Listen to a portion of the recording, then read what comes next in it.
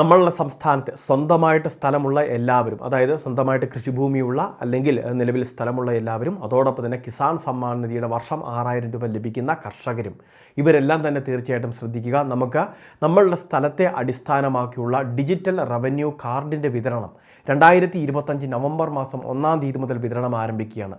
എല്ലാ ഗുണഭോക്താക്കൾക്കും, എല്ലാ കർഷകർക്കും അല്ലെങ്കിൽ എല്ലാ ഭൂ ഉടമകൾക്കും ഇത്തരത്തിൽ കാർഡ് ലഭിക്കുന്നതായിരിക്കും.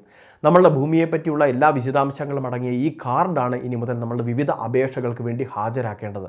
അതുകൊണ്ട് തന്നെ ഇത് ഏറ്റവും പ്രധാനപ്പെട്ട ഒരു ഡോക്യുമെൻ്റായിട്ട് മാറ്റപ്പെടുകയാണ്. ആധാരവും പട്ടയവും ഒക്കെ പോലെ തന്നെ പ്രാധാന്യമറിയിക്കുന്ന മറ്റൊരു ഡോക്യുമെൻ്റ് കൂടി നമ്മളുടെ സംസ്ഥാനത്ത് നിലവിൽ വരുന്നു. ഇതിനെ സംബന്ധിച്ച് റവന്യൂ വകുപ്പ് മന്ത്രി കെ രാജൻ കഴിഞ്ഞ ദിവസങ്ങളിൽ തന്നെ അറിയിപ്പ് നൽകി കഴിഞ്ഞു.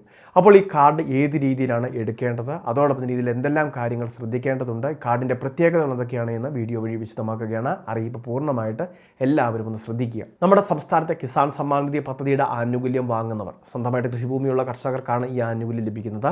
ചെറുകിട നാമമാത്ര കർഷകർക്കാണ് ആനുകൂല്യം വിതരണം ചെയ്തു വരുന്നത്. അതുകൊണ്ട് തന്നെ കഴിഞ്ഞ ദിവസങ്ങളിൽ ഇവരൊരു കർഷക അഗ്രിസ്റ്റാക്ക് ഫാർമേഴ്സ് ID എന്ന് പറയുന്ന കർഷക രജിസ്ട്രിയിൽ രജിസ്ട്രേഷൻ ചെയ്യുകയുണ്ടായി. ഇതിൻ്റെ ഭാഗമായിട്ട് അവർക്ക് പ്രത്യേക ഒരു കാർഡ് കൂടി ലഭിക്കുമെന്ന അറിയിപ്പ് വന്നിട്ടുണ്ട്. അത് വളരെ വൈകാതെ ഉണ്ടാകും.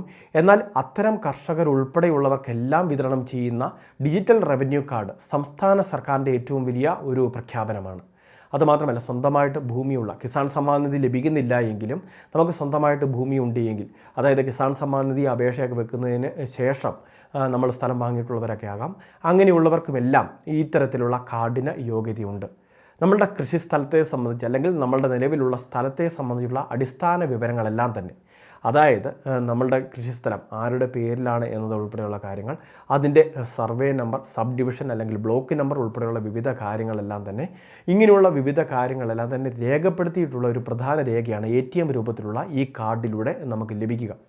ഈ കാർഡിൽ പ്രത്യേക QR കോഡുകൾ ഉണ്ടാകും. അതോടൊപ്പം തന്നെ 10 അക്ക നമ്പർ ഉണ്ടാകും. ഈ 10 അക്ക നമ്പർ എൻ്റർ ചെയ്ത് കഴിയുമ്പോൾ ഗുണഭോക്താവിനെ സംബന്ധിച്ചും ഗുണഭോക്താവിൻ്റെ സ്ഥലത്തെ സംബന്ധിച്ചുള്ള എല്ലാ വിവരങ്ങളും ലഭിക്കുന്നു.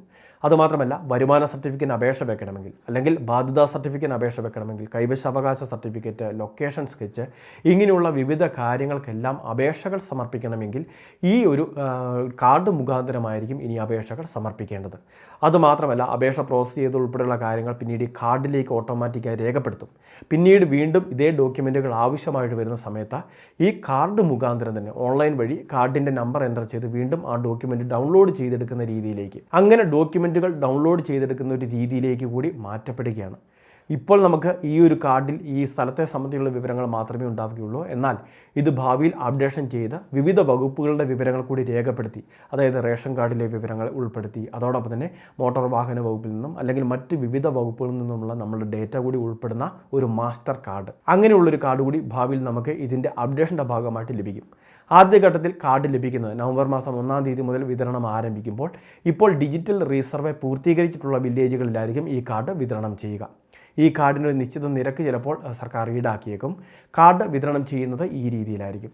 ഡിജിറ്റൽ റീസർവേ നമ്മളുടെ വില്ലേജിൽ എന്നാണോ പൂർത്തിയാകുന്നത് അതിനുശേഷം നവംബർ മാസം 1-ാം തീയതിയൊക്കെ വിതരണം ആരംഭിക്കും. അതിനുശേഷം ചില വില്ലേജുകളിൽ ഡിജിറ്റൽ റീസർവേ ഒക്കെ അതിനുശേഷമൊക്കെ നടന്നുകൊണ്ടിരിക്കുകയായിരിക്കും. അപ്പോൾ അത് പൂർത്തിയാകുന്ന മുറയ്ക്ക് ബാക്കിയുള്ള എല്ലാ ആളുകൾക്കും, എല്ലാ ഗുണഭോക്താക്കൾക്കും ഈ ഡിജിറ്റൽ റവന്യൂ കാർഡുകൾ ലഭിക്കുന്നതുമായിരിക്കും. വളരെ പ്രധാനപ്പെട്ട ഒരു ഇൻഫർമേഷനാണ് ഷെയർ ചെയ്തത്. അറിയിപ്പ് പൂർണ്ണമായിട്ട് ഒന്ന് ശ്രദ്ധിക്കുക. എല്ലാവരിലേക്കും ഈ അറിയിപ്പ് ഷെയർ ചെയ്തെത്തിക്കുക. ഇതുപോലുള്ള വിവിധ പദ്ധതി അറിയിപ്പുകൾ തുടർന്നും ലഭിക്കാൻ ചാനൽ സബ്സ്ക്രൈബ് ചെയ്യുക, ഫോളോ ചെയ്യുക.